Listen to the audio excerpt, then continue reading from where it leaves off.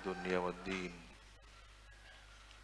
والصلاة والسلام على أشرف الأنبياء والمرسلين سيدنا محمد وعلى آله وصحبه أجمعين. قال رب اشرح لي صدري ويسر لي أمري واحلل عقدة من لساني يفقهوا قولي. أما بعد إن أصدق الحديث كتاب الله وخير الهدي هدي سيدنا محمد صلى الله عليه وسلم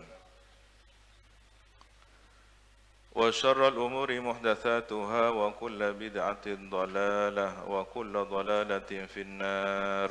اللهم إني أعوذ بك أن أضل أو أضل أو أزل أو أزل أو أظلم أو أظلم أو أجهل أو يجهل علي. وصلى الله على سيدنا محمد وعلى آله وصحبه وسلم.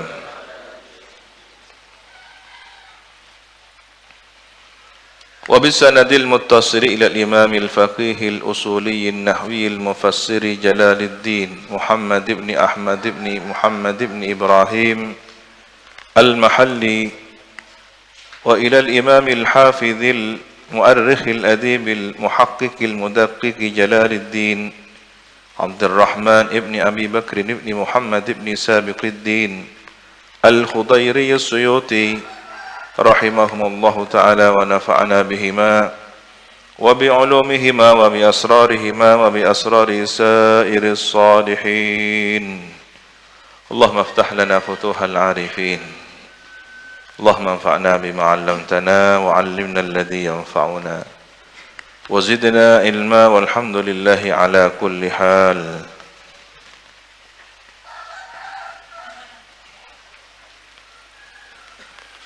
إلى تفسير قوله تعالى: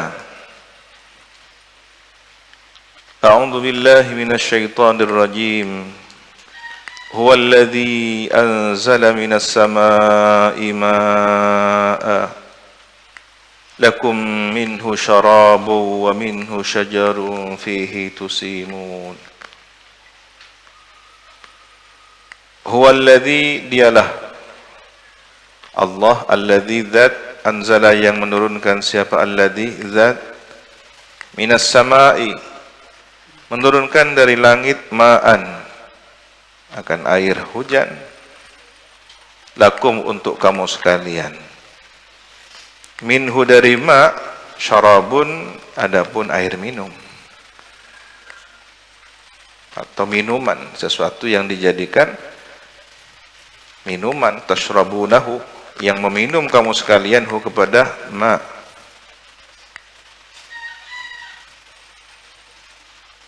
Wa minhu dan dari ma air itu, syajarun adapun pohon, yang butuh bisa babihi yang tumbuh apa syajar, pohon itu bisa babihi dengan sebab ma air.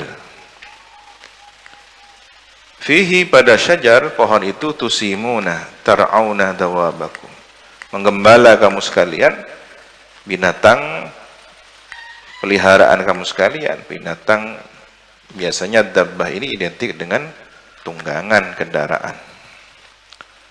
Yumbitu lakum menumbuhkan, alladzi zat, lakum untuk kamu sekalian, bihi dengan air itu, ma, az-zar'ah tanaman ladang ya, termasuk pertanian, wazaituna dan buah zaitun, wan nakhilah buah kurma, pohon zaitun, pohon kurma, wal a'nab anggur. Ini adalah jenis pohon yang mereka sudah terbiasa mengenalnya, menjadikan kebutuhan sehari-hari, maka disebutkan terlebih dahulu. Wa min kulli thamarati, dan dari setiap buah-buahan. Ini umum. Boleh jadi di tempat yang terjauh ada jenis as-samarat yang tidak mereka kenali, maka kulit samarat ini umum ya. Metode Al-Quran ini bisa dipahami ketika pendekatan komunikasi. Maka berbicara dengan situasi yang terdekat. Ketika berbicara dengan masyarakat nelayan, ya berbicara tentang ikan, jenis ikan, kualitas. Baru kemudian hal-hal yang terjauh dari alam pikiran mereka untuk menjadi bahan renungan. Ketika komunikasinya kepada masyarakat nelayan, kita ingin mengambil hikmah. Nanti di bawah juga ada. Ya, ada contoh dari tafsir apa yang dihasilkan dari laut. Begitulah bahasa Al-Quran. Inna fi dzalika, sesungguhnya dalam hal tersebut, al-madhkur, yang disebutkan, la ayatan, sungguh terdapat tanda dalatan yang menunjukkan ala wahdaniyatihi ta'ala, pada kemahaesaan Allah Ta'ala, liqaumi yatafakkarun, bagi kaum yang berfikir. Tujuannya membicarakan tentang tanaman, pohon zaitun, pohon kurma, pohon anggur, dan lain sebagainya, untuk menjadi bahan renungan. Fi sun'ihi, tentang ciptaan Allah, fayu'minuna, kemudian beriman mereka. Buahnya yang diharapkan dari proses berfikir ini adalah iman. Ya, apa bedanya kalau kemudian hanya membicarakan tentang tanaman, membicarakan tentang pertanian, membicarakan tentang tumbuhan, tetapi ujungnya tidak menghantarkan kepada keimanan. Apa bedanya dengan pedagang yang hanya orientasinya mencari keuntungan duniawi? Yang dibicarakan nanti hanya nika samangkin sanapa cepi, agending nyepi.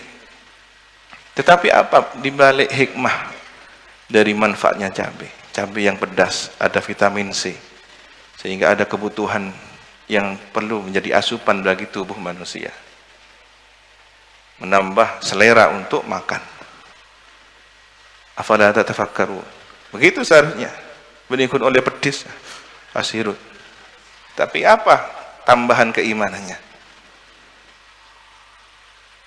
Kadang hal yang menjadi biasa, karena itu sering kita dengar, dianggap tidak ada ayatun dalatun ala wahdiyani ta'ala.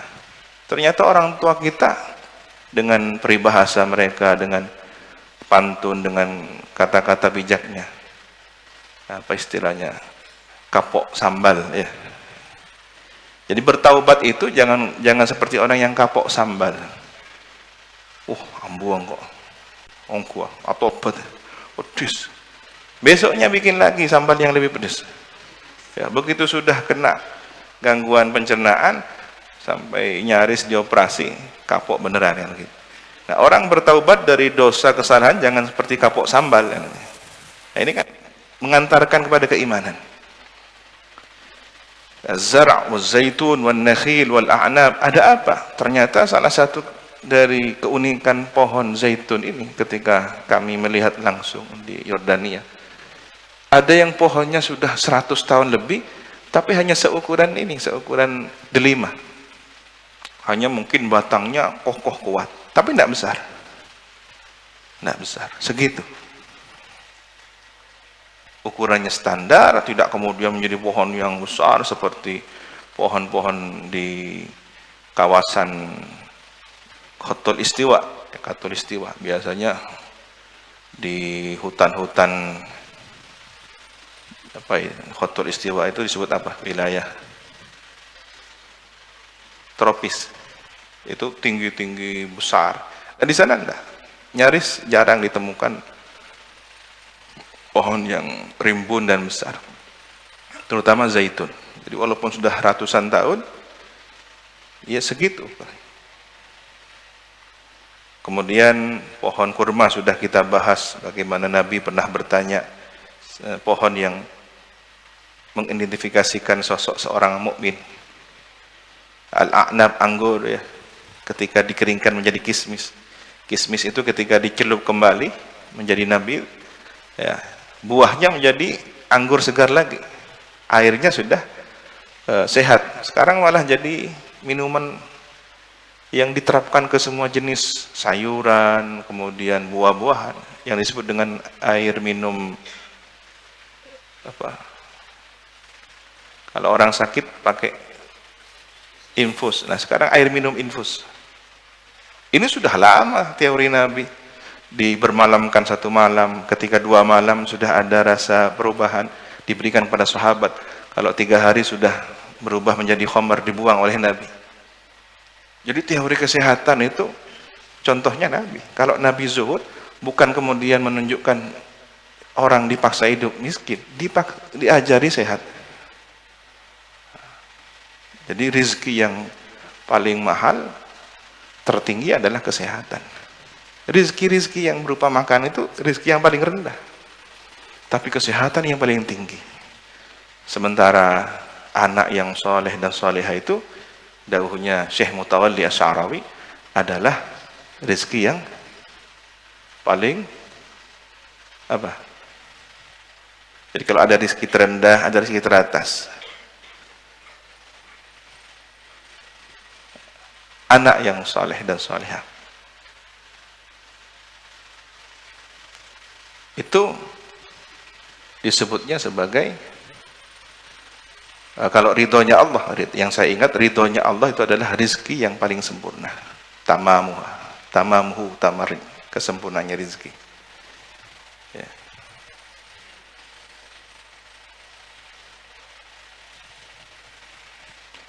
Jadi kalau anak yang soleh dan soleh itu afdaluhu, paling utama rizki adalah anak yang soleh. Paling sempurnanya ridhonya Allah Subhanahu Wa Taala. Nah, 4 karakter rizki ini harus kita fahami agar menggeser mindset bahwa rizki itu hanya yang berupa keuangan, finansial, ataupun makanan, bahan makan pokok 9 itu, sembako. Bukan itu hanya rizki yang paling bawah. Yang tertinggi justru adalah kesehatan. Anda punya fasilitas sembako lengkap, tapi tidak, naudzubillah min dzalik. Semoga kita diberi kesehatan. Seseorang yang kemudian diuji dengan penyakit, tidak ada manfaatnya. Ya, makan hambar rasanya. Ya, harta hanya untuk dikuras habis sebagai biaya pengobatan. Maka itu rendah. Sementara kebanyakan umumnya orang ketika melihat beras cukup sebulan, cukup soking kok dah. Eteku boleh. Hula bedah kopi nyaman odi. Tapi kesehatannya. Ya. Apalagi kemudian ini para ustadz, para dai, kiai yang kemudian jadwalnya padat ya. Ini nasihat kepada diri sendiri. Ya, nyaman. Nemu cukup anyar.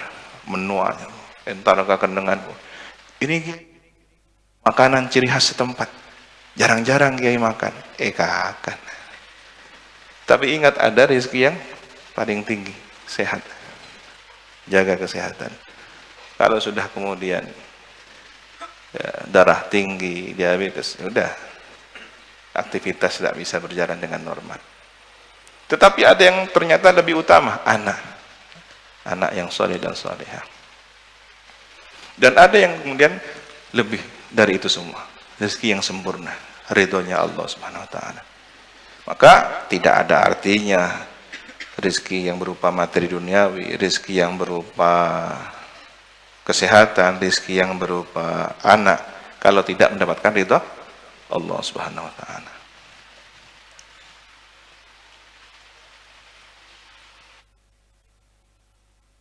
Wasakhkhara lakumul laila, dan menundukkan Allah, alladzi dzat Allah, lakum kepada kamu sekalian, al-laila malam, wan nahara dan siang, wasyamsa dan matahari, bin nasb. Dibaca nasab atfan ala ma qablahu, ataf kepada sesuatu sebelumnya. Warraf'u, dan dibaca rafa' mubtada'un, dibaca mubtada', wan sakhkhara lakumul laila wan nahara. Wasyamsu, begitu. Berarti mubtada, wal qamaru. Wan nujumu, ya, bulan dan bintang-bintang, bil wajhaini, wan nujumah. Musakharatun ditundukkan, ialah ditundukkan. Bin nasbi kalau dibaca nasab, bagaimana? Musakharatin. Bin nasb hal, war raf'u khabar. Kalau dibaca khabar, dibaca rafa khabar, musakharatun. Ditundukkan semua itu bi amrih, dengan kehendak Allah Subhanahu wa taala, bi iradatihi, kehendak Allah. Inna fi dzalika, sesungguhnya dalam hal tersebut, la ayatin, sungguh terdapat tanda-tanda, liqaumi yaqilun, bagi kaum yang berakal, yatadabbarun, yang merenungkan. Ya, kalau kita simpulkan dari kemarin, ini apa isyarahnya? Kemarin berbicara tentang kuda, perpaduan antara keledai dengan kuda yang disebut dengan bighal, ya, baglah. Kemudian keledai, berbicara tentang apa kemarin? Sebelumnya juga keindahan binatang ternak, proses penciptaan manusia. Sekarang sudah berbicara tentang alam langit, bulan, bintang.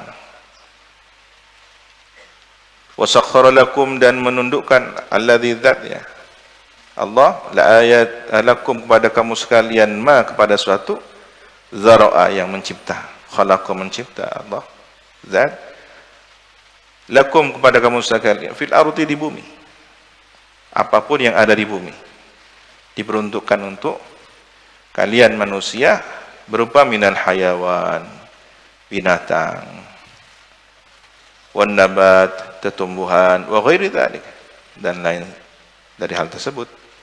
Mukhtalifan, berbeda-beda, alwanuhu, warnanya, ka ahmar wa asfar wa akhdar wa ghairiha, seperti warna merah, kuning, hijau, dan lain sebagainya. Inna fi dzalika, sesungguhnya dalam hal tersebut, la ayatan, sungguh terdapat tanda-tanda, liqaumin, bagi kaum, yadzakkarun, yatadzakkarun, yatta'idun, yang mengambil pelajaran. Yang merenungkan berarti mengambil pelajaran. Kalau hanya merenung tapi tidak membuahkan pelajaran, belum mencapai makna dari yatadzakkarun. Wa huwa alladzi sakhkhara al-bahra, dan dia Allah zat, alladzi zat, sakhkhara, yang menundukkan, siapa? Alladzi zat, al-bahra, kepada lautan. Dzalik, hal tersebut, lirukubihi, untuk mengendarainya, mengarunginya. Wal ghaus fihi, dan untuk menyelaminya, menyelami lautan, diarungi dan diselami. Litakulu, agar memakan kamu sekalian, minhu, dari al-bahr, lahman thariya, ikan, daging ikan yang segar. Jadi Al-Quran sudah menjelaskan bahwa peruntukan bagi manusia sebagai asas manfaatnya adalah lahman thariya. Hari ini kita melihat oknum para nelayan ingin meraup keuntungan yang besar agar mencapai tempat-tempat terjauh, sehingga binatang, hasil laut itu tetap terlihat segar.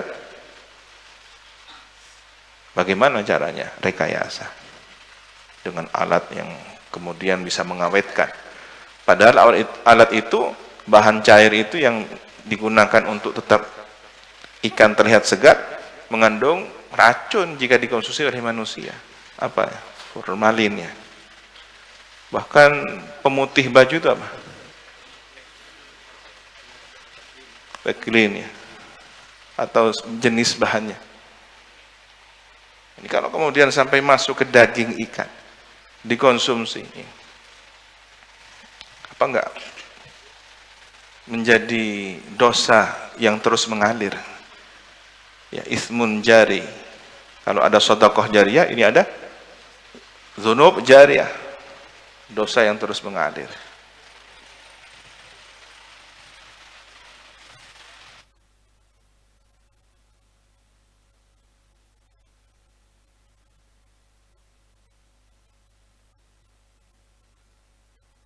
Huwa, adapun lahman thariyan, as-samak, ikan. Jadi ikan yang terbaik, ikan laut itu langsung baru saja diambil dari lautan, segera dimasak. Itu yang terbaik. Watastakhriju minhu, dan mengeluarkan kamu sekalian minhu dari lautan, hilyatan, perhiasan, talbasunaha, yang mengenakan kamu sekalian, memakai kamu sekalian. Ha, kepada hilyah, perhiasan itu, hiya, adapun hilyah, al-lu'lu' wal marjan, mutiara dan batu marjan. Nah, marjan ini unik, pertumbuhannya seperti kayu, tetapi kerasnya seperti batu. Jadi makhluk yang hidup di dua karakter alam, alam tetumbuhan dan bebatuan. Dilihat sekilas seperti batu karang, tapi tumbuh. Marjan itu bahasa Latinnya, atau dikenal di Latin, disebut sekarang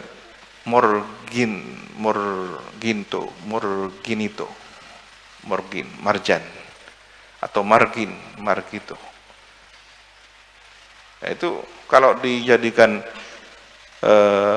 sesuatu yang bermanfaat, lebih dari sekedar hiasan, banyak. Kan tidak mungkin Al-Quran kemudian menjelaskan bainahuma barzahun la yabghiyan fihima lu'lu' wal marjan, misalkan. Ada apa Al-Quran menyebutkan al-lu'lu' wal marjan? Sampai kemudian bidadari di surga digambarkan bagaikan mutiara dan marjan. Maka ini ahli perhiasan dengan kreasinya, dijadikan tasbih marjan, ya. Batu perhiasan. Kalau di Persia itu dijadikan perhiasannya pedang, kemudian wadahnya itu, atau dipegang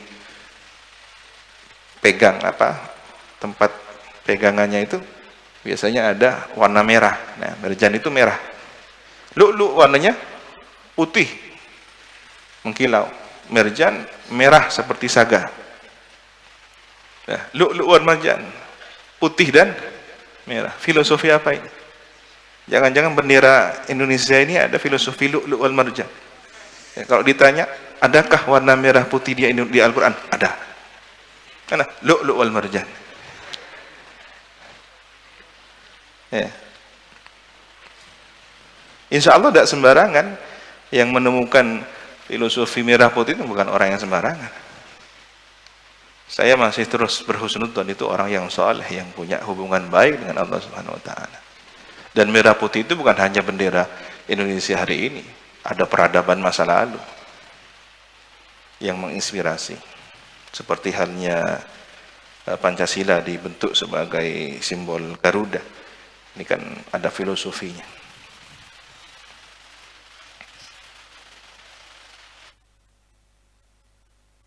Bahkan secara medis, marjan ini bisa menyembuhkan. Biidznillah, ada khasiat yang Allah letakkan pada marjan, ya, untuk jenis sakit tertentu di bagian pencernaan, di bagian ada orang yang punya gangguan mental, deg-degan, jantungannya. Ini sebagian pakar yang ahli mujarrabat, ini marjan, entah dibikin apa. Sekarang kan dijual, ya, batu alam yang punya pengaruh kesehatan, jadi kalung, jadi gelang, jadi sekarang dijual. Dulu dianggap itu mistis, dianggap itu khurafat, tetapi kajian ilmiah membenarkan. Apa bedanya Allah meletakkan khasiat pada daun? Daun ini kalau kemudian ditumbuk, dihaluskan, jadi obat, dijadikan kapsul, jadikan puyer misalkan. Apa bedanya? Ini kan tumbuhan, ini bahan dari laut. Kalau Allah memberi izin meletakkan khasiat pada ciptaannya, ini kan juga ciptaan Allah. Tetapi karena mungkin sering digunakan oleh para dukun, identiknya kepada khurafat. Padahal kalau digunakan oleh orang yang dianalisa secara ilmiah, medis, kemudian sudah teruji, cara berpikir orang sudah bisa berbeda menerimanya. Yang menuliskan masalah marjan ini bukan orang biasa-biasa, orang saleh. Dalam kitab-kitab beliau dibahas kenapa Al-Quran menyebutkan. Tidak mungkin kalau tidak disebutkan tanpa ada rahasia yang terpendam. Ternyata salah satunya adalah berkhasiat untuk nolak sihir, nolak ain. Ya, orang yang kena ainul asrar itu tertolak dengan ini. Ya. Walaupun kita diajarkan oleh para guru-guru kita, ya, jangan terlalu beriktimat kepada jimat. Ya. Ya. Kadang bergeser, lebih yakin kepada jimatnya daripada yang memberikan khasiat. Ketika dalam kondisi bahaya, yang diingat lebih dahulu jimat. Begitu terancam, dimotong jimat. Tak ingat ke pengiran, ingat ke jimat. Nah, ini kan bisa syirik nanti tanpa sadar. Ingat ke seket, tak ingat ke siapa ring kekuatan di dalam seket. Wa tara tabsuru, dan melihat kamu al-fulka kepada perahu, as-sufun, perahu, mawakhira fihi. Mawakhir ini tamkhurul ma, berjalan membelah air, ya. Kalau kita mengendarai perahu atau kapal, biasanya ujungnya itu kan, ujung depan dan belakang membelah lautan, miyak, ya. Mawakhir, ai tasyakkuhu, membelah perahu itu kepada alma, air, bijariha, dengan berlayarnya perahu itu fihi, di air, muqbilah wa mudbirah, bagian depan atau bagian belakang, birihin wahidah, dengan angin yang satu, anginnya sama. Ketika arah layar diarahkan menabrak angin menjadi energi, maka kemudian perahu ini membelah lautan. Kok bisa sedetail ini? Jadi yang saya nyipta, Pangeran lebih oning, kan gitu. Ini kan dawuhnya Rabbul Alamin, maka lebih tahu apa tujuan didesain seperti itu, sehingga menjadi inspirasi. Kalau ingin semakin laju, semakin cepat perahu atau kapal, harus semakin tajam bagian depan itu. Perhatikan kapal cepat, speedboat, skoci, selalu yang didesain adalah bagian depannya.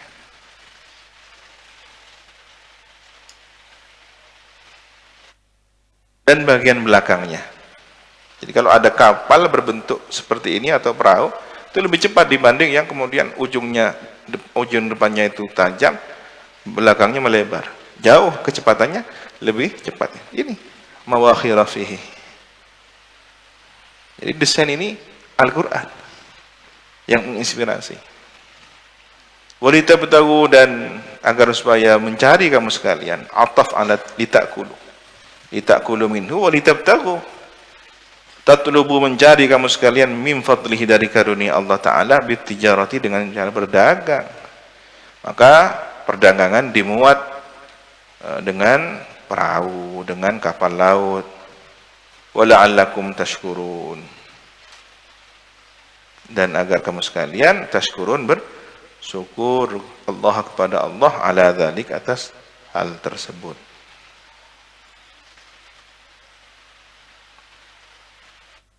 Wa alqa fil ardi rawasiyah, dan meletakkan fil ardi, di bumi, rawasiyah, pilar-pilar, tiang-tiang pancang, jibalan, gunung-gunung, sawabit, yang tetap kokoh, li'alla tamida, agar tidak bergerak, tataharraka, tidak bergerak, bergeser, bikum, terhadap kamu sekalian, agar buminya ini tidak bergoncang karena pergeseran, ya. Karena kita tahu bahwa secara ilmu geologi, bumi kita ini setiap detiknya ada gempa bumi, gesekan, pergeseran lempeng bumi terus setiap detik.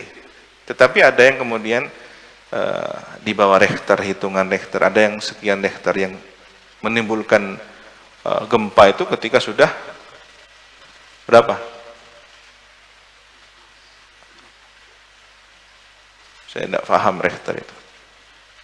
Kalau sudah ada berita, biasanya 5, 4 berapa Richter itu sudah ramai.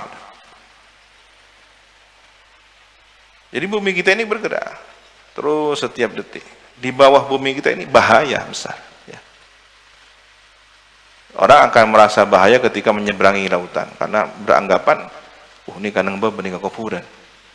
Artinya apa? Ya mati sudah. Lah, apa enggak di atas bumi kita ini yang kita berpijak hari ini, apa enggak beresiko? Beresiko. Hanya kita diberi tenang. Ya. Seandainya kita mau berterima kasih pada ciptaan Allah, berterima kasih kepada gunung kan gitu. Tetapi kemudian kebaikan semacam ini diolah oleh iblis, oleh setan menjadi animisme, dinamisme. Orang-orang pedalaman, orang-orang yang masih menganut animisme itu paling baik dengan lingkungan. Dia berterima kasih kepada pohon, dia berterima kasih kepada hutan, dia berterima kasih pada alam. Lalu kemudian ekalam PI, kaju ekalam PI, sempo beri sesajen. Tenang. Kalau kita kan menjadi orang yang alim, menjaga lingkungan dengan keilmuan kita, sudah. Itu tugas mulia. Nah, kalau kemudian ada orang berilmu, santri, tidak pandai menjaga lingkungan, apa enggak bermasalah keilmuannya? Ya. Bukankah yang mendoakan para thalabatul ilmi adalah binatang, tumbuhan, sampai ikan di lautan? Bertasbih, membacakan istighfar untuk para mencari ilmu. Pas tak agak soal. Ya bokur kapi. Tinggal banjir ya, pandang, bingung. Boleh jadi karena keilmuan kita kurang memadai, kurang mendalam. Sebatas tekstual keagamaan tapi tidak maknanya yang secara sempurna. Sedangkan para ulama yang dianugerahi khasyabillah, para arifin, para aulia sholihin, di antara mereka bahkan kan untuk menjaga alam ya. Ada wali yang menjaga lautan, ada wali yang menjaga hutan, ada wali yang menjaga daerah sungai, ada wali yang menjaga kehidupan ini ada. Maka ketika antum mengucapkan assalamu alayna wa ala ibadillah sholihin itu menyeluruh sudah. Salat itu sudah bentuk syukur kepada Allah dan kepada orang-orang yang berjasa. At-tahiyyatul mubarakatus salawatut thayyibatu lillah. Ini bentuk penghormatan dan syukur kita kepada Allah. Assalamu alayka ayyuhan nabiyyu wa rahmatullahi wabarakatuh. Bentuk kepada simbol syukur kita kepada insan kamil yang itu merupakan rahmatan lil alamin, menyeluruh sudah. Masih ditambah assalamu alayna wa ala ibadillahi sholihin. Siapa ibadillahi sholihin? Umum ya, yang kita kenal dan yang tidak kita kenal.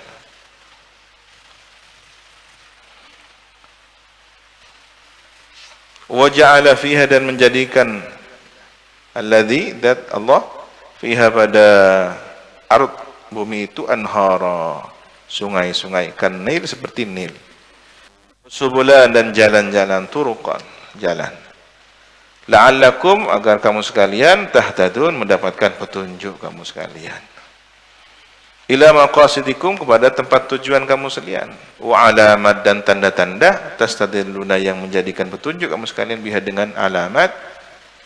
Sudah jadi bahasa Indonesia enggak nih? Di mana alamat rumahmu? Ya. Ternyata ada di Quran, alamat ya. Alat turuki, menuju jalan-jalan, kal jibal, seperti gunung-gunung, bin nahar, dengan sungai. Kalau mau ke situ Bondo mana? Empian lebat Gunung Aleng, lebat Gunung Putri. Nah, kan gunungnya yang disebut alamatnya nih. Mun ka Sukaraja, Gunung Aleng kasa, bare ya. Bin nahar, dengan sungai, Kamah, baran Bendung. Ya. Wabin najmi, dan dengan bintang, bimakna nujum, bintang gemintang, hum, mereka manusia, yahtadun, memperoleh petunjuk, idat turuk, jalan-jalan, wal kiblat, dan arah kiblat, billaili, pada waktu malam. Jadi kalau para pelaut itu petanya adalah langit, maka para musafir padang Sahara itu seperti pelaut, hanya saja ada naik kapal. Di malam hari menatap bintang. Mau kemana? Ke Syam. Bintang apa? Sekarang lagi manazilnya apa? Rumahnya apa? Zodiaknya. Oh, berarti di sana. Ke arah sana kiblatnya. Jadi mereka tidak susah, tidak harus bawa peta itu. Melihat langit, peta sudah terbentang di atas. Dan tahu, tidak akan pernah berubah, bergeser. Berabad-abad lamanya gitu. Orang-orang aborigin itu. Tidak perlu pakai peta atau sekarang apa? Satelit. Kalau ditaruh di mobil GPS ya. Tidak perlu. Lebih canggih orang-orang aborigin dan penduduk asli Amerika, benua Amerika. Mereka lebih paham dengan peta yang terbentang di atas langit itu. Afama yakhluqu, apakah maka siapa yang menciptakan? Wahwa, dan dia yang menciptakan itu Allah adalah Allah. Kaman la yakhluq, sebagaimana yang tidak bisa menciptakan. Wahwa, adapun man la yakhluq, al-asnam adalah berhala. Apakah sama Allah yang menciptakan semesta ini dengan sesuatu yang tidak bisa menciptakan apa-apa?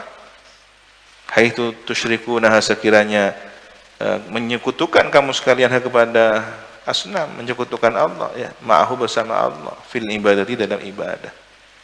Mau disamakan Allah, mau disekutukan Allah yang maha menciptakan itu dengan berhala yang tidak mampu apapun sama sekali.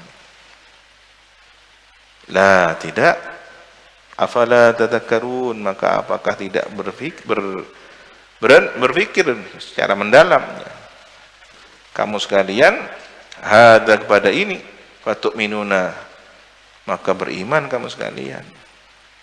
Wa in ta'uddu nikmatallahi, dan jika menghitung kamu sekalian akan nikmat Allah, la tuhsuha, tidak akan pernah bisa menghitungnya. Tadbutuha, tidak akan bisa menghafalnya. Fadlan, sebagai karunia.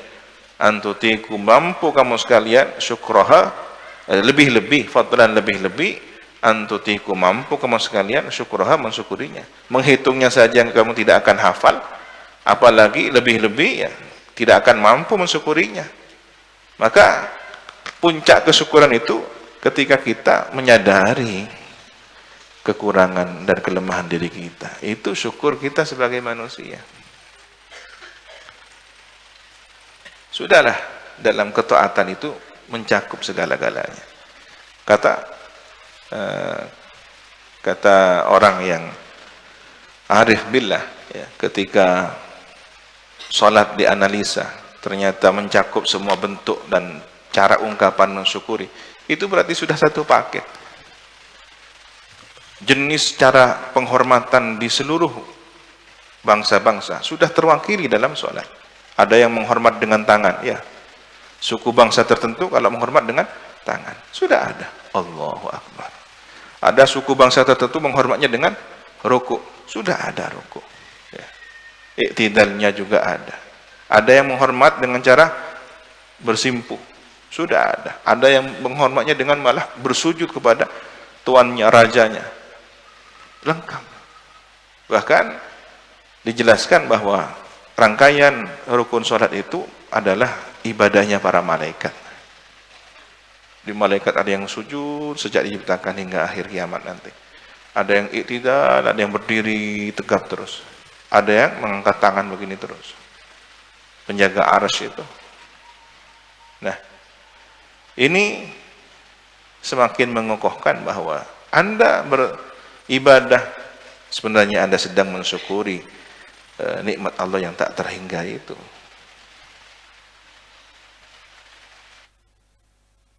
Innallaha, sesungguhnya Allah, la ghafurun, niscaya maha pengampun, rahimun, lagi penyayang. Haitsu yun'imu alaikum, sekiranya menganugerahkan nikmat kepada kamu sekalian, ma'a taksirikum, sementara kamu sekalian kurang, penuh kekurangan, wa isyanikum, dan durhaka kamu sekalian. Sudah dalam keadaan lemah, hina, masih sering durhaka, diampuni oleh Allah. Kurang apa? Wallahu ya'lamu ma tusirruna wa ma tu'linun, dan adapun Allah ya'lamu, ialah maha mengetahui, Allah maha kepada suatu tusirruna yang merahasiakan kamu sekalian, wa ma tu'linun, dan kepada apa yang memperlihatkan kamu sekalian.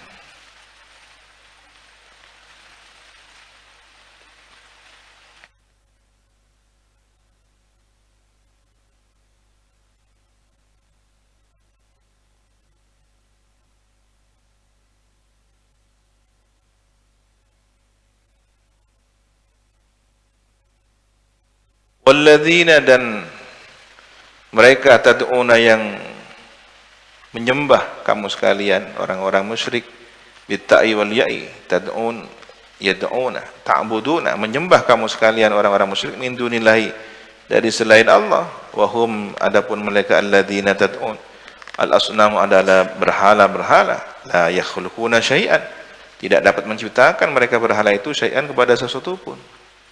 Wahum yukhlaqun, sedangkan adapun mereka berhala itu yukhlaqun, diciptakan. Penciptanya pun manusia. Penciptanya itu yang kadang-kadang justru menyembahnya, kan aneh. Yusawwirun, membentuk, ya, membentuk rupa. Yusawwir ini asal muasal maknanya bukan surah fotografi ya, suratun taswiriyah, enggak, tapi surah di situ adalah ukiran, rupa. Taswir, surah itu rupa, bentuk, seni rupa, dipatung, dipahat.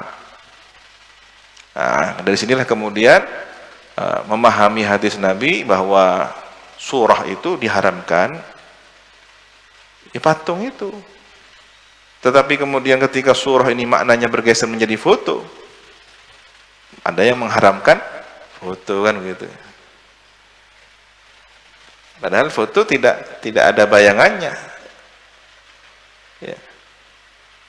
Foto itu kan datar, berbeda dengan patung yang di karya seni rupa itu ada berbayang, ya, ada bentuk. Itu nanti akan dimintai nyawa oleh pembuatnya. Sementara fotografi, di antara para ulama kita ada yang merestui, membolehkan. Memang ada yang tamasuk, ikhtiyat, tak boleh lihat foto.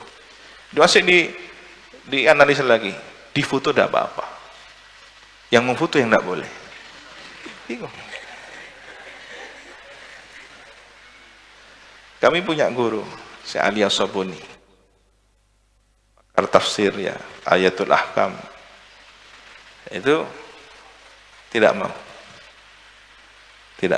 haram. Tapi karena murid-muridnya banyak orang Indonesia, tiap musim haji minta foto terus. Akhirnya berubah beliau. Ya ada apa-apalah, di foto. Yang penting saya tidak foto. Ya. Pakai hadis itu, la'anal musawwirun ini. Akhirnya mah gara-gara orang Indonesia ini.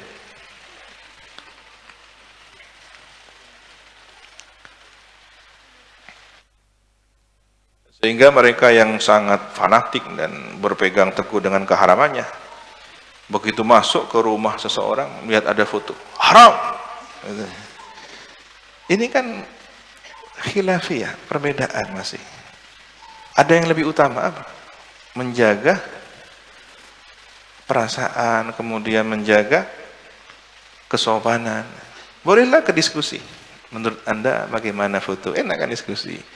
Ada yang mengharamkan, iya, tapi kan juga ada yang membolehkan. Baik, udah datang haram, tak boleh. Ya.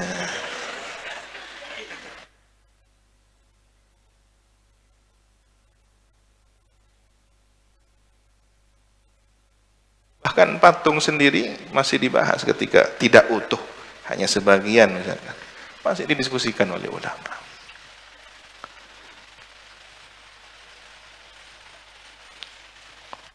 Memang sebaiknya kita berada pada yang hati-hati, lebih selamat. Jadi mereka tidak bisa menciptakan, bahkan diciptakan. Yusawwiruna minal hijarah, membentuk mereka itu dari bahan batu. batu yang bisa dipahat, wa ghairiha dan lainnya. Sekarang sudah berkembang, tidak hanya batu yang dipahat, tapi memang bahan cetak. Amwat, mati, benda mati patung itu. La ruha fihim, tidak ada ruh pada berhala itu. Khabarun tsani, khabar kedua. Ghairu ahya, tidak hidup. Takkid, sudah dikatakan mati, ghairu ahya lagi. Mate ta'odi. Apa faedahnya? Takkid. Wa ma yash'urun, dan tidak punya perasaan, tidak bisa merasakan apapun. Tidak ada panca inderanya, ay al-asnam. Mereka berhala itu tidak merasakan apapun. Ayyana waqtah, pada waktu yub'atsun, dibangkitkan nanti. Al-khalq, makhluk itu semua. Fa kaifa ya'buduna, bagaimana mereka itu menyembah patung itu? Idla yakunu ilahan, karena tidak ada Tuhan itu illal khaliq, kecuali yang menciptakan. Al-hayyul alim bil ghaib, yang maha hidup, maha mengetahui terhadap kegaiban. Ilahukum, Tuhan kamu sekalian, al-mustahaq yang berhak, atau al-mustahaq yang berhak, al-ibadah minkum, ibadah dari kamu sekalian. Ilahun wahidun, Tuhan yang esa, yang satu. La nadhira lahu, tidak ada bandingannya. Fi dzatihi, pada zatnya, wala fi sifati, dan tidak pula pada sifatnya. Wa huwa Allah Ta'ala, dan dialah ilahun wahid, Allah Ta'ala. Walladzina la yu'minuna, maka adapun orang-orang yang tidak beriman bil akhirati, terhadap akhirat, qulubuhum, hati mereka, mungkiratun, mengingkari, jahidatun, menolak, mengingkari, lil wahdaniyati, kepada kemahaesaan Allah. Wahum mustakbirun, sedangkan mereka bersikap sombong. Mutakabbiruna, berlagak sombong, anil imani, dari beriman, biha, terhadap wahdaniyahnya Allah. La jarama. Sampai di sini kita merenungkan isyarah apa yang ingin disampaikan oleh Ibnu Ajibah dari beberapa ayat tadi. Yang pertama, bahwa ketika Allah menjelaskan tentang alam tertinggi hingga menjelaskan binatang tunggangan, ini menunjukkan bahwa awalim minal ars ilal farsh, dari ars sampai kuda, ya, semuanya adalah dinisbatkan untuk kemanfaatan manusia, diciptakan untuk kemaslahatan manusia.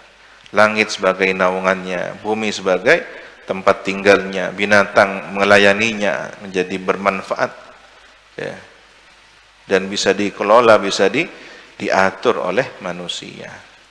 Inilah manusia sebagai khalifatullah fil ardi. Jadi semesta ini adalah kerajaan Allah yang kemudian khalifahnya adalah manusia. Maka wajib bersyukur manusia atas karunia ini. Dalam lisanul hal, ya, lisanul hal, kalau kita baca firman Allah secara lisanul hal, seakan Allah berfirman, ya bani Adam, wahai anak cucu Adam, khalaqtul asya'a min ajlik, aku ciptakan segala sesuatu demi engkau, demi kebutuhanmu. Wa khalaqtuka min ajli, dan aku ciptakan engkau demi aku. Maka beribadahlah kepadaku. Jangan sibuk dengan ciptaanku, ya. Manusia ini sudah terlayani. Alam semesta diciptakan untuk kemaslahatan manusia. Manusia dicipta, wa ma khalaqtul jinna wal insa illa liya'budun. Maka salah kalau kemudian ada orang hidup li ajli khalqillah, untuk makhluk Allah yang lain. Manusia untuk ibadah. Dan ini kata kunci. Kalau kemudian manusia ini semakin konsentrasi beribadah pada Allah, akan dilayani oleh ciptaan Allah. Ada orang ditanya, "Mpian mata morok, mata ngajar, anu lagi nata ekonomi." Akhirnya apa? Kebablasan, nata ekonomi sampai ajal. Tidak sempat ngajar.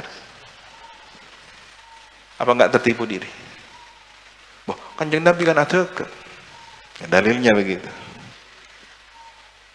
Dia tidak melihat sampai kapan Nabi kemudian bertugas menyampaikan risalah dakwah ini.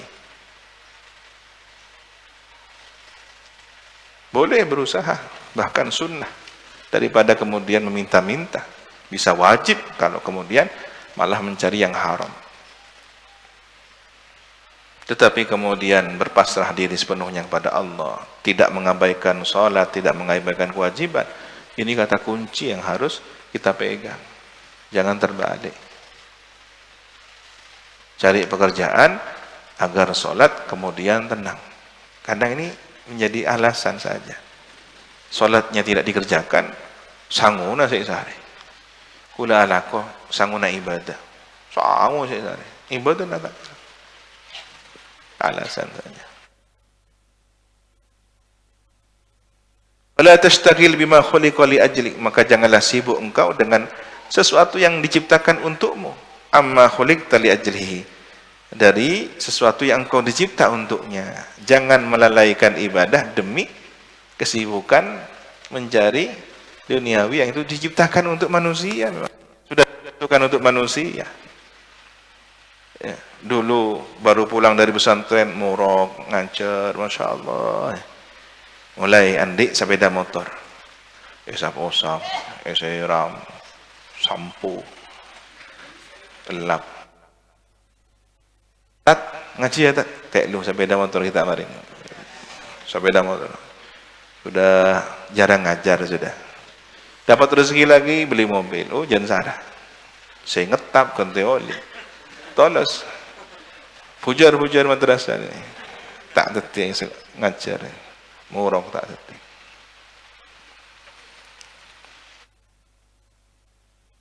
Kemudian Allah ciptakan langit, air hujan sebagai minum, kemudian tumbuhan oleh karena sebab hujan ya. Tanaman, ada pohon zaitun, kurma, anggur, semua jenis buah-buahan sampai laut. Ciptakan siang, malam, matahari, bulan, ya, semua bintang ke bintang. Ini apa isyarahnya? Isyarahnya adalah bahwa apa yang Allah turunkan dari langit kegaiban berupa air itu, air apa? Ilmu ladunni. Ketika air hujan ilmu ladunni diturunkan ke dalam bumi yang bernama hati, maka akan tumbuh rahasia-rahasia di dalam hati, akan membersihkan nafsu dari kotoran-kotoran aib, kedurhakaan. Kemudian minumannya, ya, di situ air hujan ilmu ladunni akan menjadi minuman yang melenakan ruh untuk berzikir kepada Allah Subhanahu wa taala. Tumbuh dari hati yang sudah tersirami ilmu laduni itu pohon-pohon amal, buah-buah cita rasa, dzauq ya. Kalau doa nangis, baca Quran khusyuk, itu buahnya. Buah dari ilmu laduni yang menghujani tanah bernama hati. Sampailah kepada manisnya buah itu, apa? Syuhud rabbikum, musyahadah. Buah ini ada yang menciptakan, maka nikmatnya terhubung kepada penciptanya. Rasa ini ada yang menciptakan, lidah ini ada yang menciptakan, sehingga rasa sebagai fungsi dari lidah terhubung mengingatkan kepada penciptanya rasa, penciptanya lidah. Ya, wa fi anfusikum afalah tubsirun. Diri kamu sekarang ini ya, dilihat dengan mata batin. Iya. Di sini semua ayat-ayat Allah ada, ya. Jadi antum ini ayatullah semuanya. Ayatullah semuanya. Diri kita. Tapi ada yang lupa membaca ayatullahnya dalam diri masing-masing. Maka orang yang pandai membaca ayatullah dalam setiap hal, dia akan menemukan manisnya amal, manisnya iman, manisnya al-maqamat wal karamat. Tersingkaplah hijab sehingga bisa melihat. Kalau orang sudah pada tingkat itu, ya seperti orang-orang yang sudah lupa diri. Nah, Orang nanti kalau sudah sampai bab ini, ngaji sudah sampai pada tingkat halawatul iman setingkat itu, dia akan tidak mudah ingkar kepada Al-Hallaj, tidak mudah ingkar kepada Ibnu Arabi. Saat ini kita tidak paham. Kalau baca, ini kok bahasanya murtad ini ya, seperti menyatu dengan Tuhan, apa dengannya. Tapi ini orang-orang yang ternyata matinya syahidul mahabbah, syahidul hubbi, mati syahid karena cinta Allah, sehingga ucapannya tidak bisa dipahami oleh orang awam, dan itu membahayakan bagi orang awam. Bisa melahirkan sinkretisme, bisa melahirkan ajaran-ajaran menyesatkan, karena tidak mampu memahami bahasa jatuh cintanya para wali Allah itu. Dan diikuti banyak orang di Indonesia, di tanah Nusantara ada Syekh Lemah Abang, siapa? Syekh Siti Jenar ya. Banyak di Sumatera ada, di Kalimantan ada, dan semuanya mati karena di penggal demi syariat. Jadi urusan zahir, nah hukum bil zawahir ya. Kalau dia mengaku sebagai Allah, ya dibunuh. Mengenai dia itu sedang fana, tidak merasakan dirinya, yang diingat hanya Allah ya. Bainahu wa bainallah. Tapi syariat harus ditegakkan. Ada kisah tentang Al-Hallaj ya, Al-Hallaj ketika hendak dibunuh oleh para pembelanya, dibela. Qadhi, hakim itu ditentang oleh para pembelanya Al-Hallaj. Ya, ini gimana ini? Al-Hallaj ini walinya Allah. Ketika Al-Hallaj dibunuh, menuliskan darahnya kalimat syahadat, maka wali ini kemudian melemparkan sesuatu ke tembok, tintanya, tinta mahkamah itu, qadhinya ya, dilemparkan ke tembok, tertulis la ilaha illallah Muhammadur Rasulullah. Jadi qadhinya waliullah, yang dibunuh waliullah. Sudah jaronoro pada walinya ya. Si awam meneng-neng begini. Kenapa? Ini menyelamatkan orang banyak. Coba perhatikan sejarahnya Syekh Siti Jenar itu, kalau itu memang valid ya. Yang membunuh siapa? Yang mengadili siapa? Para wali.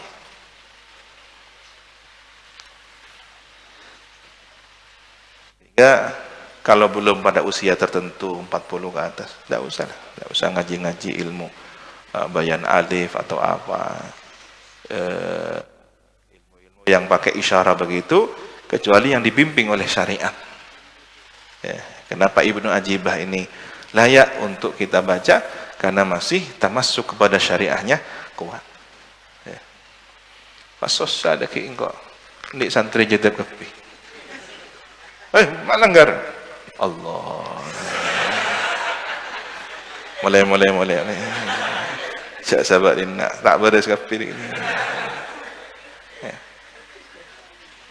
Wallahu subhanahu wa ta'ala a'lam bissawab. Bismillahirrahmanirrahim. Alhamdulillahirabbil alamin wa bihi nasta'inu ala umurid dunya waddin. Wassalatu wassalamu ala asyrafil anbiya'i wal mursalin sayyidina Muhammad wa ala alihi wa sahbihi ajma'in. Qala rabbi shrah li sadri wa yassir li amri wahlul 'uqdatam min lisani yafqahu qawli. أما بعد قال أبو يزيد محمد بن سيد علوي المالكي الحسني في كتابه تحقيق الآمال فيما ينفع الميت من الأعمال رضي الله تعالى عنه ورحمه ونفعنا به وبعلومه وبأسراره وبأسرار سائر الصالحين. اللهم افتح لنا فتوح العارفين. اللهم انفعنا بما علمتنا وعلمنا الذي ينفعنا وزدنا علما والحمد لله على كل حال. إلى قوله وذكر الخلال عن الشعبي, dan menyebutkan siapa Imam Al-Khallal dari Imam Asy-Sya'bi. Qala, berkata Asy-Sya'bi, kanatil ansar, ada dahulu kaum Ansar itu, idza mata, apabila meninggal salah seorang dari mereka, lahum ya, bagi mereka itu, al-mayyit, orang yang meninggal dunia, ikhtalafu, rebutan menerima. Jadi ikhtalafu ini merebut. Biasanya kalau sudah mau dimakamkan, masuk ke liang lahat, ya, tangan merebut untuk dimasukkan ila qabri, ke dalam kuburnya. Yaqra'una, membaca mereka Al-Ansar itu indahu, di samping kuburnya itu Al-Qur'an. Baca Quran. Qala, berkata, wa akhbirni Abu Yahya, wa akhbarani, dan memberitahukan kepadaku Abu Yahya An-Naqid. Qala, berkata siapa Abu Yahya An-Naqid, sami'tul Hasan, berkata aku mendengar Al-Hasan Ibnul Jarwi, yaqulu, berkata siapa Al-Hasan Al-Jarwi, maratu ala qabrin, aku lewat di suatu pekuburan, ala qabri ukhtin li, di pekuburan saudariku, faqara'tu indaha tabarak, maka aku membaca di samping kuburannya saudari perempuanku itu surat Tabarak. Lima yadhkuru fiha, karena sesuatu yadhkuru yang menjelaskan, menyebutkan kepada keterangan itu, fiha Tabarak itu faja'ani, maka datang kepadaku rajulun, siapa seseorang, faqala, maka berkata siapa rajul, inni, sesungguhnya aku, ra'aitu, melihat aku, ukhtaka, saudarimu, fil manam, dalam mimpi. Jadi tadi siangnya atau kemarinnya ziarah kubur, ngaji surat Tabarak, malamnya ada orang bermimpi, atau besoknya ada orang bermimpi. Orang ini kemudian datang cerita kepada Al-Hasan Ibnul Jarwi, saya mimpi saudarinya sampean, dalam mimpi saya melihat, taqulu, dia berkata, jazallahu Aba Ali khairan, semoga Allah membalas Aba Ali. Aba Ali ini siapa? Al-Hasan Ibnul Jarwi. Khairan, kebaikan. Sakalangkong, kesoon. Faqad intafa'tu bima qara'ah, sungguh saya mengambil manfaat dengan apa yang ia baca. Dapat iman bacaan lah, dapat ya. Ini banyak cerita ini, banyak kisah ini. Ya, termasuk al-marfulah pamanda kifawain. Sampai pahalanya. Tapi ini bukan dalil ya, bukan dalil ini. Akhbarani Al-Hasan Ibn Al-Haytham, memberitahu kepadaku Al-Hasan Ibn Al-Haytham, qala sami'tu Abu Bakr bin Atrush, berkata siapa Al-Hasan Ibn Al-Haytham, aku mendengar Abu Bakar Ibn Atrush Ibnu binti Abi Nasr Ibni Tammar, putra dari putrinya Abi Nasr Ibni Tammar, yaqulu, berkata siapa Abu Bakar itu, kana rajulun, ada seseorang, yaji'u, datang, ila qabri ummihi, kepada kuburan ibundanya, yaumal jum'ati, pada hari Jumat, fayaqra'u surat Yasin, kemudian membaca siapa rajul itu surah Yasin. Faja'a, kemudian datang, fi ba'di ayyamihi, pada sebagian hari-harinya yang lain, faqara surat Yasin, kemudian dia membaca surat Yasin. Tsumma qala, kemudian berkata, Allahumma in kuntu, ya Allah, jika ada aku, qasamtu, membagi aku, li hadhihi surah, bagi surat-surat ini yang aku baca, thawaban, pahala,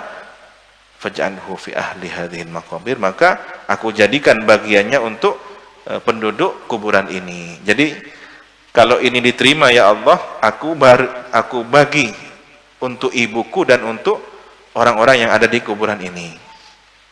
Falamma kana yaumul jum'ah, maka tatkala sampai ada hari Jumat itu, allati taliha, berikutnya, kan tiap Jumatnya, setiap Jumat dia baca.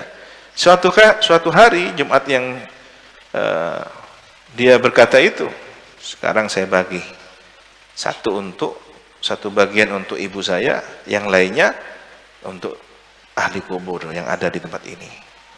Jumat berikutnya, ja'amra'atun, datang seorang perempuan, faqalat, kemudian berkata perempuan itu, anta fulan ibnu fulana, sampian ini Pak Fulan, putranya Ibu Fulana. Kan dia kalau takziah, kalau ziarah kubur, ngirim pahala ke ibunya. Jadi ada orang perempuan memastikan, sampian Pak Fulan, putrinya Ibu Fulana yang sudah meninggal itu. Qala na'am, iya. Qalat, berkata perempuan tadi, inna bintan li, sesungguhnya anakku, matat, meninggal dunia anakku itu, faraitu, saya melihat anak saya yang perempuan itu, finnaum, dalam mimpi, jalisahtan, duduk ya, ala syafir, di sisi atau di tepi, di ujung qabriha. Kalau kubur itu memanjang, dia ada di pinggirnya, dalam kubur ya. Fakultu, ma'ajlasaki hahuna. Apa yang membuat engkau duduk di sini? Duduk enak, santai-santai ya. Mata nguncur. Faqalat, maka berkata siapa anak perempuan yang meninggal dunia itu kepada ibunya dalam mimpi, inna fulana ibni fulana, sesungguhnya fulan ibna fulana itu anaknya ibu perempuan itu ja'a datang ila qabri ummihi kepada kuburan ibunya. Faqara surat Yasin, kemudian membacakan surat Yasin. Wa ja'ala thawabaha li ahli al-maqabir, dan menjadikan pahalanya itu untuk ahli kubur. Paro kangku ibuna kangku selain. Fa asabana, kami memperoleh bagian min ruhi dzalika, dari ruhnya itu, au ghufira lana, atau kami diampuni oleh karena itu. Nah, wa dzalik, atau semisal itu. Ini merasakan efek dampak kebaikan dari surah Yasin yang juga dihadirkan kepada ahli kubur. Tetimun ngaji ningi kuburan cek KTP kangkui situng ore jami ahli kubur ya neser eka puma. Nah, kisah ini bukan dalil istimbat, tetapi ini datang untuk bisyarah, tasbit, untuk menguatkan bahwa ada hubungan, korelasi, dampak ya yang baik. Wa fin Nasa'i, dan dalam Sunan An-Nasa'i, wa ghairihi, dan lainnya Sunan An-Nasa'i, min hadithi Ma'qil bin Yasar, dari hadis Ma'qil bin Yasar Al-Muzani, anin Nabi sallallahu alaihi wasallam, dari baginda Nabi sallallahu alaihi wasallam, annahu qala, bahwasanya baginda Nabi bersabda, iqra'u, bacalah oleh kalian Yasin, surat Yasin, inda mautakum, di samping orang mati kalian. Wa hadza, dan hadis ini yuhtamal, dicondongkan, dicenderungkan, an yurada, dimaksud, apa yang dimaksud bihi dengan hadis ini adalah qiraatuha 'alal muhtadir, membaca surat Yasin untuk orang yang menjelang sakaratul maut, sedang menghadapi kematian. Muhtadir, orang yang sedang menghadapi inda mautihi, kematian ya. Mithlu qawlihi, seperti sabda Rasulullah, lakinu mautakum la ilaha illallah, talkinkanlah mautakum, orang mati kalian, la ilaha illallah. Wa yuhtamal, dan ihtimalkan, an yurada bihi, dimaksud dengan mautakum itu, hadis itu, al-qiraah indal qabr, baca di kuburan. Wal awal azhar, dan yang pertama lebih zahir. Ini menurut siapa? Ini menurut Syekh Ibnul Qayyim. Tetapi beliau ini insaf ya, beliau ini insaf, moderat, amanat, sehingga dua qaul disebutkan bahwa hadis tentang iqra'u Yasin inda mautakum dengan hadis lakinu mautakum la ilaha illallah, ini ada dua pendapat. Mautakum adalah orang yang menjelang kematian.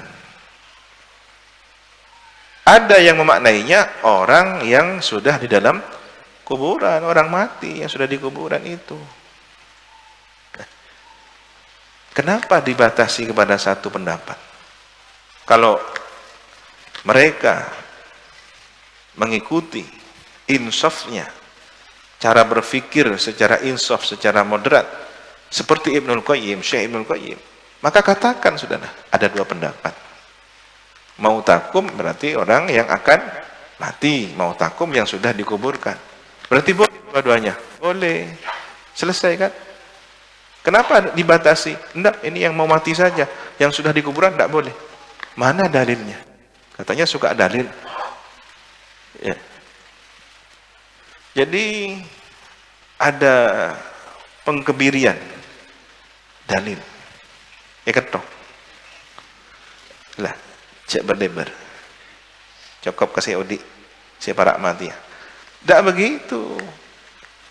Ini hadis, harus ada qarinah kan gitu. Ya, Ibnu Qayyim ini insaf, analisanya liwujuhin, karena beberapa pendapat, ada beberapa analisa. Al-awwal yang pertama, annahu nadhiru qawlihi lakinu mautakum la ilaha illallah. Bahwasanya ayat itu sebanding dengan sabda Nabi, lakinu mautakum la ilaha illallah. Bacakanlah talqin orang yang akan meninggal kamu sekalian itu dengan la ilaha illallah. Atsani yang kedua, intifa'ul muhtadir bihadhihi surah. Mengambil manfaat orang yang menjelang kematian dengan surat ini.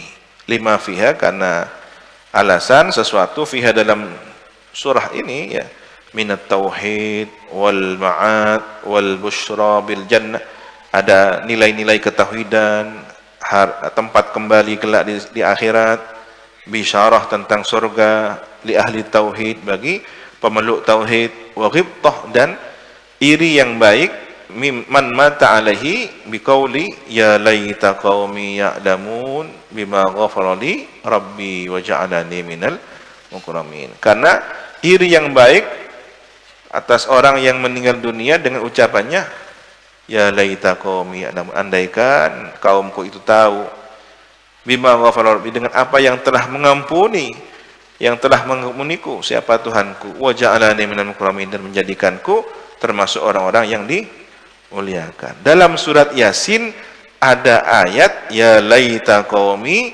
ya'lamun bima ghafara li rabbi wa ja'alani minal mukramin, dengan harapan kalau baca surat Yasin termasuk orang yang seperti disebutkan ayat ya laita qaumi ya'lamun bima ghafara li rabbi wa ja'alani minal mukramin. Baik kan?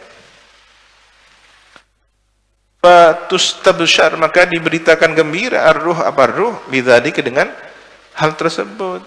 Fatuhibbu liqa Allah, maka senang roh itu berjumpa Allah. Fayuhibbullahu liqa'aha, maka senang Allah berjumpa dengannya.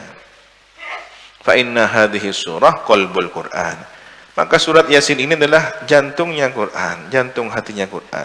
Walaha, dan ialah bagi surat Yasin khasiyatun ajibah, ada kekhususan, keistimewaan yang menakjubkan fi qiraatiyah, dalam bacaannya, indal muhtadir, bagi orang yang menjelang kematian. Jadi kalau ada orang menjelang mati, bacakan Yasin. Ada orang konsultasi, Ustaz, ini orang tua saya sudah puluhan tahun, 11 tahun, 10 tahun ya, 10 tahun sakit terus ya, di atas kasur. Kami sudah mengeluarkan biaya, tenaga, pikiran, sehingga kami sudah merasa maksimal, minta keputusannya pada Allah. Kalau mau diberi kesempatan sehat walafiat, mudah-mudahan sehat walafiat. Kalau ya sudah mau dipanggil, tidak ada mati. Ya tidak begitu bahasanya. Ya, kalau memang sudah dipanggil oleh Allah, ya kami ikhlas. Gitu. Apa kira-kira amalannya, Ustaz? Bacakan surat Yasin. Baca surat Yasin, mati ongku.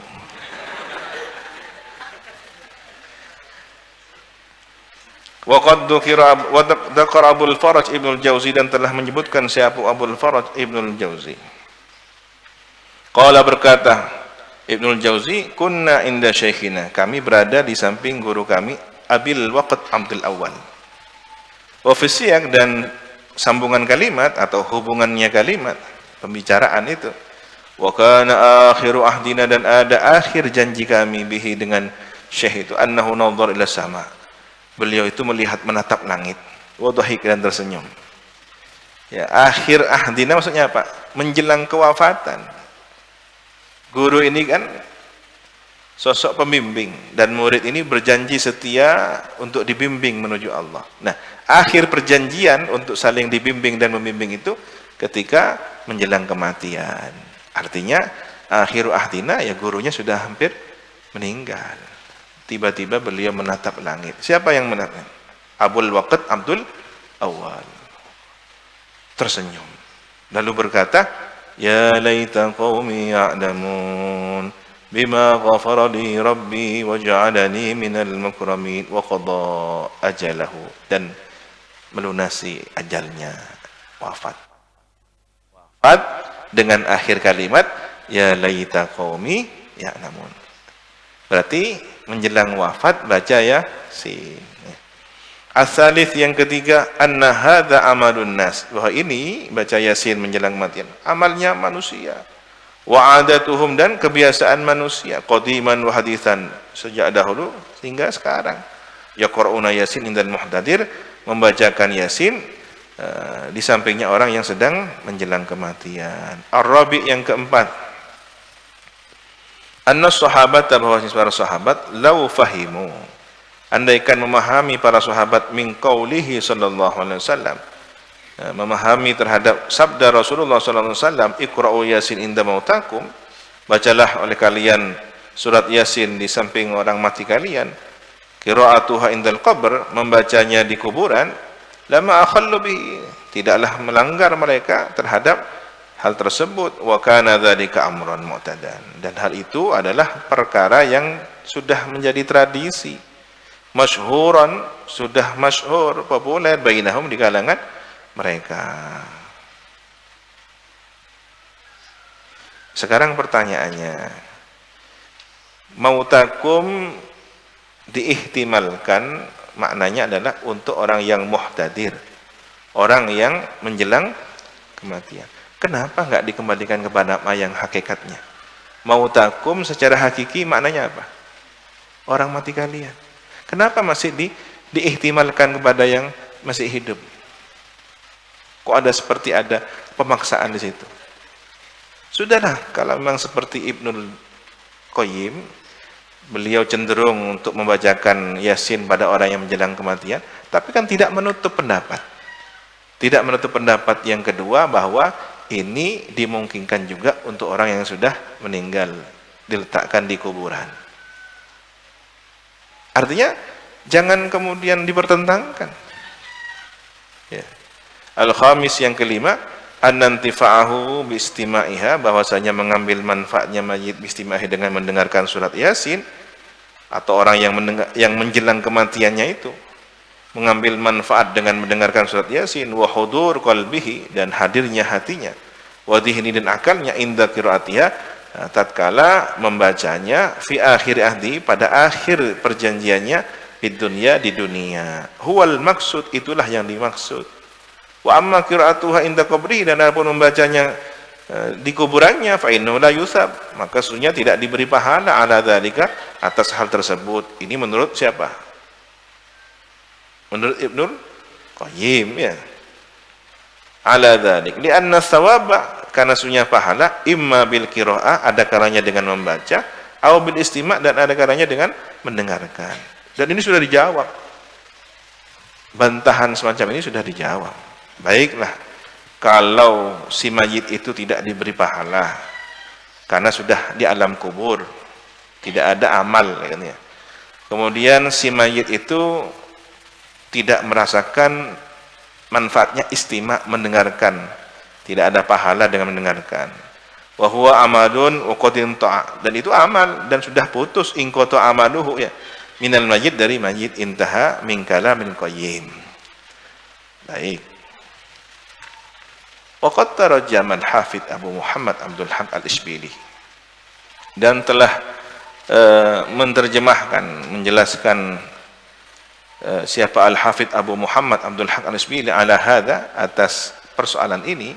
Faqala, maka berkata siapa Al-Hafidz Abu Muhammad Abdul Haq al-Ishbili, dzakara ma jaa anna al-mauta yas'alun anil ahya, menyebutkan bahwasanya apa yang telah datang keterangan, annal mauta, sesungguhnya orang mati, yas'aluna, meminta mereka, al-mauta, anil ahya, dari orang yang hidup, wa ya'rifuna aqwalahum, dan mengenal mereka kepada ucapan orang yang hidup, wa a'malahum, dan amalnya mereka. Tsumma qala, berkata, zakar Abu Umar ibnu Abdul Bar, menyebutkan siapa Abu Umar ibnu Abdul Bar, min hadits Ibnu Abbas, dari hadisnya sahabat Ibnu Abbas, anin Nabi sallallahu alaihi wasallam, dari baginda Nabi sallallahu alaihi wasallam, ma min rajulin, tidaklah seorang, yamurru bi qabrin, melintas di kuburan, bi qabri akhihi, melintas atau lewat di kuburan saudaranya, al mukmin, yang mukmin, kana ya'rifuhu, yang dahulu dia kenal kepada saudaranya yang mukmin itu, fayusallimu alaihi, kemudian mengucapkan salam siapa rajul alaihi, kepada akhihi al-mu'min itu yang di kuburan, illa arafahu, kecuali mengenal orang yang di kuburan itu kepadanya. Waradda alaihi, dan membalas orang yang di dalam kuburan itu alaihi kepada rajul. Assalama, salam. Jadi kalau kita datang ke kuburan, assalamualaikum ya ahlad diyar, itu dijawab oleh ahli kubur. Dijawab. Pasti dijawab. Rasulullah yang dawuh. Ya. Rasulullah yang dawuh. Nah, mungkin ada pertanyaan, mata ngeding guna. Bahaya mau pakai ngeding ini. Burung pian. Assalamualaikum. Waalaikumsalam. Ngecit nih. Wa yurwa hadza min hadits Abi Hurairah, dan diriwayatkan ini dari hadisnya Abu Hurairah marfu'an, marfu' secara marfu'. Ada syawahid, ada hadis lain yang menguatkan. Qala, berkata siapa Abu Hurairah, fa illam ya'rifhu, maka jika tidak mengenalinya, wa sallama alaihi, dan mengucap salam kepadanya, radda alaihi salam, tetap membalas salamnya. Jadi kita lewat di suatu pekuburan, kita tidak tahu kuburan itu siapa, lalu kita mengucapkan salam, otomatis yang juga yang di dalam kuburan tidak kenal kepada kita, dijawab. Selama dia sama orang muslim, sama dijawab.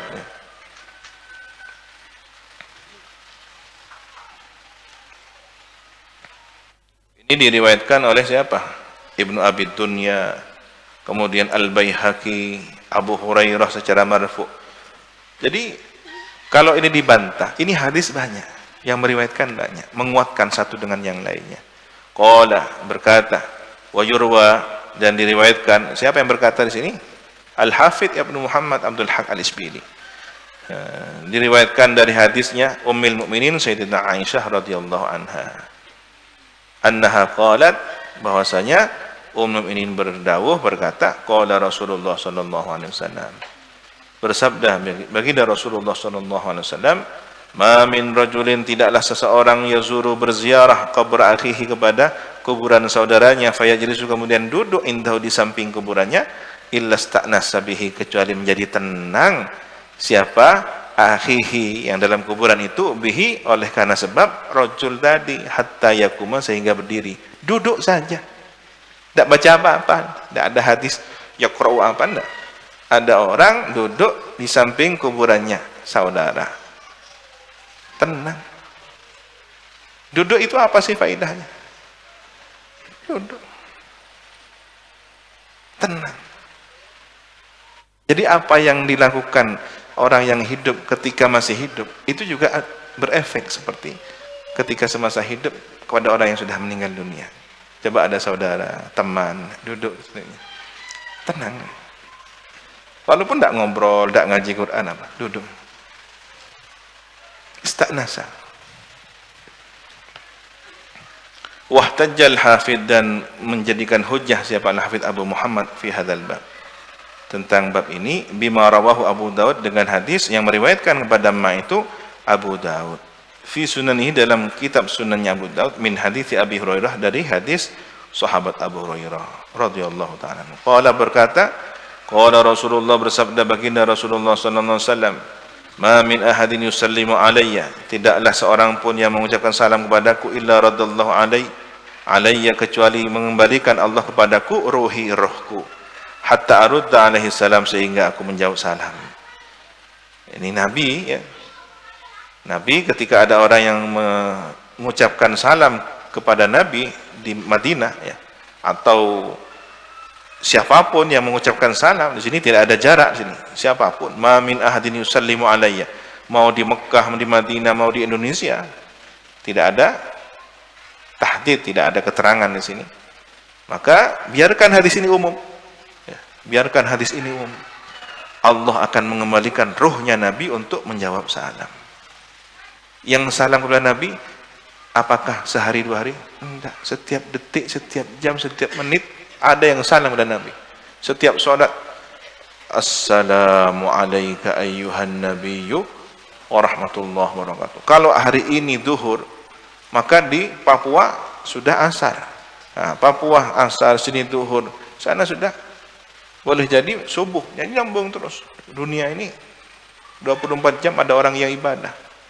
Setiap tempat, setiap negeri, setiap belahan dunia, per detik ada orang yang terus ibadah. Karena 5 waktu ini, perbedaan waktu dan tempat, ada WIB kalau di Indonesia, WITA, WIT. Ini menunjukkan pergeseran jam dengan tempat yang berbeda, bisa menunjukkan ketersambungan orang yang sholat. Ada analisa, kalau di Papua adzan subuh, 1 jam kemudian di Tidore, 1 jam kemudian di Maluku, 1 jam kemudian di Bali, 1 jam kemudian di Jawa Timur, 1 jam kemudian di Jawa Barat, 1 jam kemudian di Sumatera, terus saling sahut menyautan, dan setiap detik masih ada musola, ada masjid, ada banyak tempat yang orang bersaut-sautan adzan. Begitu sampai di ujung barat, ya, di Afrika, di sana duhur, di sana asar, nyambung lagi. Belum selesai asar mau isya, nyampe lagi, muter lagi subuh sudah di sana. Jadi terus tidak berhenti-henti. Suara adzan sahut bertalu-talu saling bersahutan. Kalau adzan, ya sholat otomatis. Sholat, baca tahiyat otomatis. Berarti baca tahiyat mengucapkan salam kepada Nabi tidak berhenti 24 jam. Belum yang di luar sholat. Assalamualaikum warahmatullahi wabarakatuh, dibaca wiridan. Allahumma sholli ala sayyidina Muhammad wa ala alihi wasallim. Salam juga setiap detik, setiap jam. Berarti Nabi hidup karena dikembalikan ruhnya. Kehidupan alam barzah yang sempurna, hayatan barzakhiyatan kamilah. Qala, berkata Al-Hafidh Abu Muhammad, wa qala Sulaiman ibn Naim, berkata Sulaiman ibn Naim, ra'aitun nabiyya, aku melihat Nabi sallallahu alaihi wasallam fi naum, dalam tidur. Wallahu subhanahu wa ta'ala a'lam bis-shawab. Subhanakallahumma wa bihamdika asyhadu an la ilaha illa anta astaghfiruka wa atubu ilaik. Sallallahu ala sayyidina wa ala alihi wa sahbihi wasallam, walhamdulillahi rabbil alamin. Assalamualaikum warahmatullahi wabarakatuh. Tawakkalu ala Allah.